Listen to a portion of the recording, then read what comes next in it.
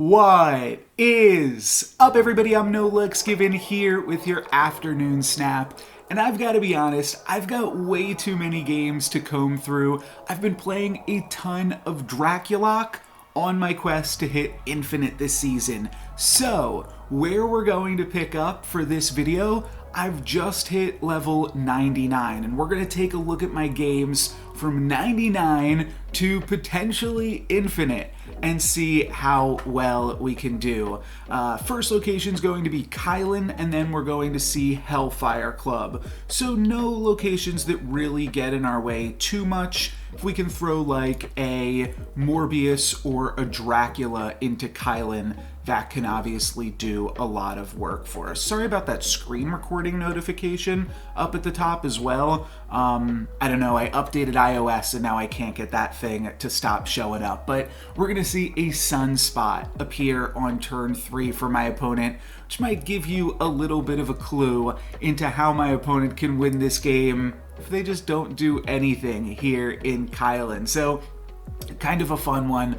We are going to find that Morb, and then I'll throw down the Blade for the 50-50 roll into Swarm or Apocalypse, and we're going to be lucky enough that that hits the Apocalypse. So, pretty good start to everything, all things considered here.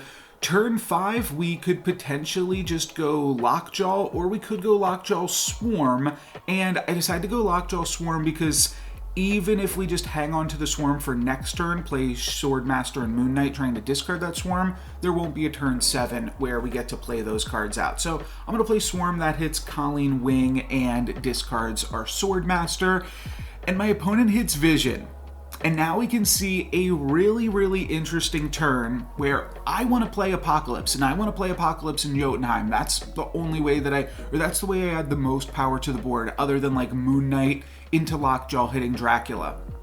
The problem is, my opponent will win this game if they just do nothing, if they don't move Vision and just grow Sunspot. But I do have a feeling they're going to be afraid of Morbius and move Vision into Kylan, and then I'll win in Jotunheim. If my opponent just tries to make a play in Jotunheim, I'm going to win that location with a 16 power Apocalypse. So this is a really big gamble. I mean, it's a 1 cube gamble at this point. I either retreat or I play it out for 2 cubes. But it's a big gamble in that my opponent wins if they just do nothing here. So I thought this was a really fun game, and this is kind of what sparked off, okay, I'll just show you guys all of my games from the second that I hit 99. I'm currently at 99 and 0 cubes, and my opponent does indeed play into Jotunheim. Almost talked over it there, but it is a Devil Dinosaur. So we win Hellfire Club and we win Jotunheim. Pretty silly game, all things considered. Our next game is actually up against the same opponent. So now we are at 99.2, and we are climbing up the ladder here. The hub is going to give us Enchantress, and we've got Swarm, and we've got Lockjaw and Dracula, so a pretty reasonable curve. My opponent going to play the turn 1 Sunspot this time around. Titan doesn't really help this deck, to be totally honest, because our 6 cost cards already cost 2 less because we get to play Apocalypse through Dracula. The only way I could really see it helping is if you want to play Chavez and Blade in the final turn, but really not too big of a deal. We're just going to throw down Lockjaw on turn 3, and then I'm probably just going to play Dracula on turn 4. Pretty straightforward stuff. Next turn I'll play Hellcow, then Blade into the Lockjaw location, I believe, and try to discard some of those Swarms and Apocalypses a few times, and always a lead with the Hellcow, so that way you could potentially get it out again on the Lockjaw. Now my opponent throws the Giganto into the hub, so really big card there for them, and we totally miss on those first Hellcow discards. We do get a Morbius, so that part's nice, and then Blade is going to give us a pair of Swarms, but Apocalypse still pretty small. Can we get Hellcow? No, we get Chavez. And then we get Hellcow back again. So definitely an interesting one. We have to play Hellcow into Titan, but then we can Swarm into the hub. And this is a pretty silly play for the final turn. But my opponent plays leader, wall ahead. Seemingly pretty good for them. However, we've got a lot of synergy still left in our cards. So Hellcow's going to discard Apocalypse. That is going to be enough to win Titan already. And then the hub, that's going to bring out Colleen Wing, which furthers our lead in Titan. And because it is pumping up the Morbius all this time, we're actually just barely going to win with Morbius versus Sunspot. So we take this opponent for 4 cubes in total, and now we are at 99.4. Let's see what we can do. 1 8-cube win will get us into infinite at this point, and we've got a few more games to showcase here still. So let's see, let's round out the video. We've got Colleen Wing, which is nice, and Lady Sif. Actually, that might be better, plus Morbius. We can go turn 2 Morbius, turn 3 Lady Sif, and we've got some Dream Dimension stuff going on. So we'll see how all that works too. Hopefully those podcasts weren't making too much noise there. But you might have heard those in the background a little bit. Okay, we get the Raft as location 2. So I'm going to drop Morbius there. We could potentially, typically we like to fill up the Lockjaw location, and I tend to split up Morbius, Dracula, and Lockjaw, but we'll see what we draw. Maybe we're just playing Lady Sif this turn if we don't draw Lockjaw. And then Nexus for our last location. And this seems pretty good with an opponent that Ebony mauled into an unknown location and got Nexus. This can, oh, wait a minute. Okay, this is not one of my games on my climb. This is a bonus game, but I'm gonna roll with it.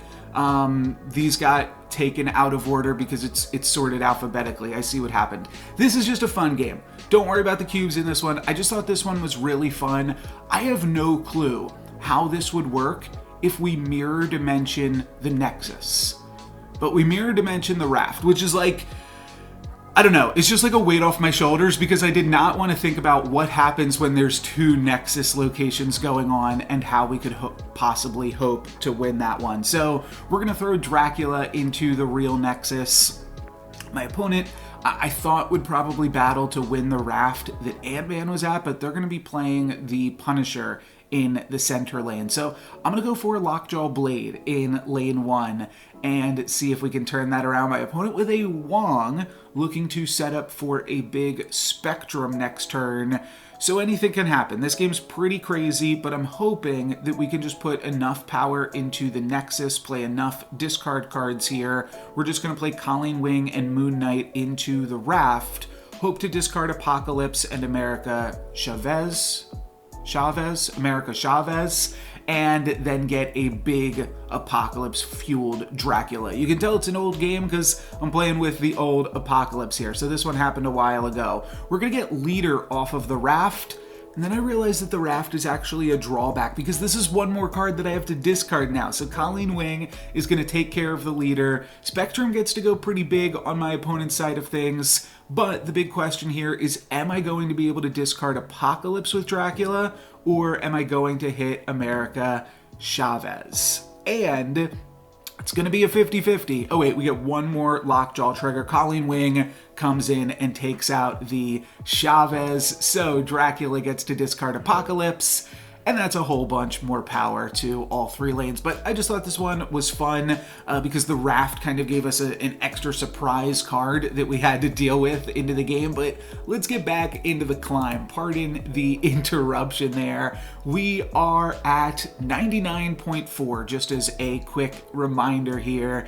And we're up against Tony. When I see that profile picture and a name like Tony, I'm thinking, oh, could this be a bot? Could this be a chance to snap and grab 8 cubes? Am I blessed? Has Papa Brode blessed me with an easy 8-cube victory into Infinite here? So we've also got a really great curve this game. Morb, Lockjaw, Drac.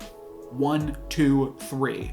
And Elysium is going to make all of our cards a little bit cheaper, even so. Now, one thing I do here is I Morb into the open location. Ironheart, not bad. Also, it's an on-reveal effect to throw into Lockjaw potentially later. I threw off with Morb because we didn't have too much information, and I wanted to make sure we could Lockjaw in an open, totally free lane. We're going to be able to play all of our cards this turn, so I want to make sure that we are getting able to play them. This could get awkward if it's Isle of Silence. Winds up being Shuri's Lab, which also isn't a great place for Morb to be.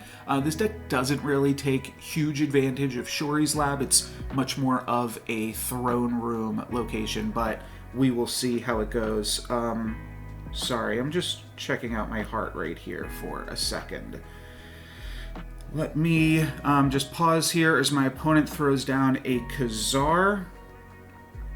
I feel a little bit strange, but I'm going to push on, and hopefully that subsides. Anyways, we get to Colleen Wing. We want to dump our Blade as well, and we'll be able to discard and make a whole bunch of swarms this turn. So this seems really, really good for me. We are potentially even going to have too many swarms. This might even just be insane by the end of it. Opponent's going to play Blue Marvel into Shuri's Lab, and we are going to discard some swarms, and then we'll Hell Cow, discard some more swarms. I wouldn't even mind to hit the Ironheart at some point here, just because we've got so much else going on that I think we will probably wind up overdrawing in this one. Swordmaster, yeah, we're gonna wind up overdrawing here, and just having a full hand at the end of the turn.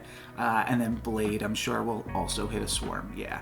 Oh, and then we even get one more thing. I think we hit a Moon Knight here, and oh no, we hit America Chavez. Great. So we don't draw a card for the turn, but we'll just Ironheart, and then I'm going to dump a bunch of swarms here. I'm going to leave some of these spaces open.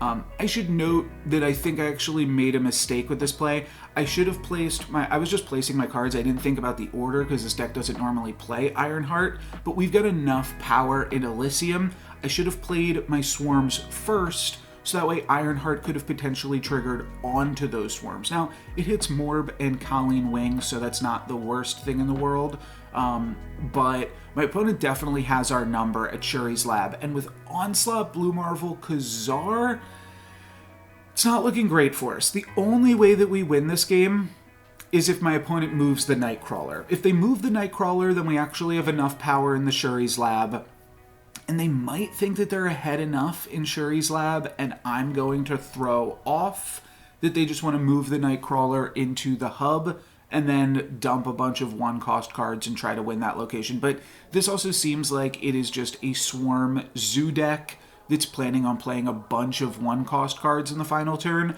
I do wind up hitting the end turn button, but I think I also wind up retreating because I don't think that we're actually going to win this one the more that I think about it, and the more that my opponent thinks about it, the more that means that they're making a bunch of plays, and then they snap, so I'm definitely going to retreat from that one. I probably would have played it for 2 cubes, but for 4, juice ain't worth the squeeze there. Sorry, let's jump ahead to the next one. So now I'm sitting at 99.3, right? If we are catching up, I forgot to keep showing the progress at the end of the games, but Sokovia takes out Shang-Chi. I didn't even see what it took out for me because I was just looking up for a second. What did it take? What did it take? Okay, a Moon Knight. So basically, we played our Moon Knight for free with Sokovia activating here. Kind of funny, both of us having to discard a card. So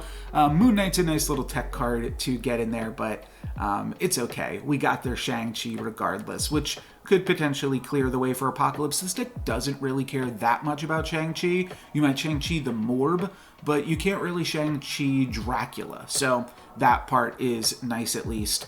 I'm going to drop Lockjaw into Sokovia, a nice open lane for us here, and a lane that we can also Blade in. And then I'll go Lady Sif plus Blade, hoping to discard this Apocalypse a few times and make that a bigger card. And my opponent winds up being a little bit upset here because we play 2 cards, and with that, I don't believe you. I already know what happened here. Can you guess it in the comments? What sets my opponent off? It's the fact that we have priority, so we are able to completely dodge their Cosmo that they just played for the turn. So I'm going to give them a thumbs up there, and then Cosmo is going to get revealed, but we've already done our dirty work here. Apocalypse is up to 24. I'm going to go ahead and snap, and I think that will cause my opponent to retreat in pretty short order. So 1 cube we got back. We're back up to 99.4, and we're 1 8-cube game away from getting infinite. Still been at the same pace basically this whole time, but that's what 8-cube games can do, and we're gonna look at an 8-cube game right now. This one is gonna get pretty spicy. So we've got the Morb for the Onslaught Citadel. That's pretty good, though my opponent might also be playing an ongoing deck. I'm thinking they are probably playing Destroyer or on Spectrum Destroyer. So they could potentially win in the Citadel, but I at least want to keep them honest here with my Morb. And it's a great, I mean, where else are you going to play Morbius? You got to play that in Onslaught Citadel, of course. So that's what I'll do. And I've got a great curve after that, too. I've got Lockjaw into Xandar, a completely open location. And then if I can throw Dracula in location number 3, which is the Nexus, we're looking pretty good. So I like everything here. These locations look like they are set up so well for bang, bang, bang, all 3 of my cards. It's actually nice that we looked at a Nexus game earlier, so that way we had some context for the Nexus with this deck. But yeah, this seems great. Turn 4, we're going to Dracula. Turn 5, we're going to go Hellcow Blade into, well, maybe not Xandar, now that my opponent Cosmo's there to knock us out. And after seeing that Cosmo, I am convinced that my opponent is now on this Destroyer deck. What else could they possibly be playing with all of these cards? And I don't even let it enter my mind that they just played Moon Girl. Just in one ear, even though I'm not hearing this, in one eyeball, out my butt. I don't know. So I'm going to play some more cards into the Nexus, and I'm going to go ahead and snap because I drew Apocalypse. And I'm feeling somewhat good about our chances to take this game. We can win big in the Nexus, and this game might just come down to who wins the Nexus. My opponent plays Magic into Limbo, and again, I'm thinking, okay, well, this is a weird Destroyer deck, but it's still a Destroyer deck, clearly, and I'm totally wrong. You might know what's happening here.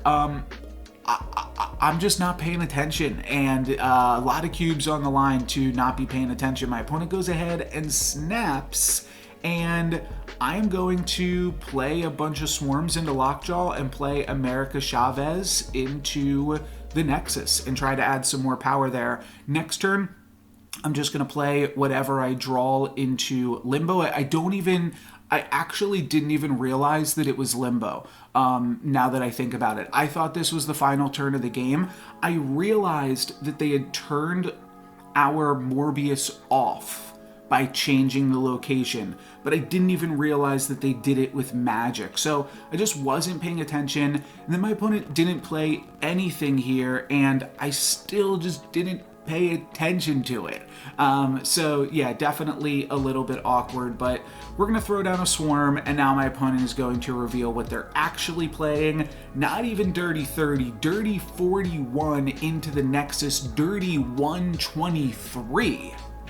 And Dracula is not gonna be able to stop this. So they rake me for 8 cubes instead. I think I was so excited by the prospect of potentially hitting infinite, and I thought I was so close that I didn't realize how crazy my opponent could go and wasn't even thinking of this. This was like the first time I've played against this deck too, and for 123 power, they were certainly able to do it. But if we remember the title of the video and the first game in the video, the reason that my opponent was able to win here is because they did nothing on turn 6. So doing nothing can certainly be pretty dang powerful in Marvel Snap.